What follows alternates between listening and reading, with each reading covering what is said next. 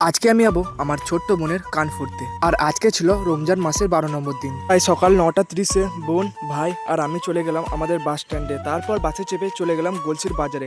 বাজারে এসে সবার প্রথম চলে গেলাম একটা টেলারের দোকানে। ভাইয়ের মাপ দেওয়া হয়ে যাওয়ার পর একটা রসিদ নিয়ে বোনকে কোলে নিয়ে চলে গেলাম ডাক্তারখানায়। সবার প্রথম বোনের কান দুটোয় একটা ওষুধ মাখানো তুলো দিয়ে দিল।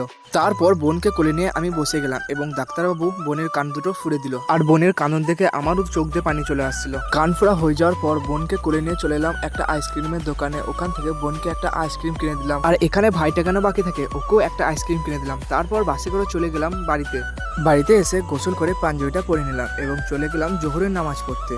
এরপর আসরের নামাজটা পড়ে নিলাম এবং কিছুক্ষণ দাতন করার পর একটা বোতল নিয়ে চলে গেলাম মসজিদে, কারণ আজকে আমাদের মসজিদে ইফতারি দাওয়াত আছে। এরপর মসজিদে কিছুক্ষণ অপেক্ষা করার পর 5:52 আজান হয় এবং ইফতারি আমি করে নিলাম এবং আমার মিনি ব্লগ এখানেই শেষ করলাম। ভিডিওটা ভালো লাগলে একটা লাইক করে চ্যানেলটা ফলো অথবা সাবস্ক্রাইব করবে।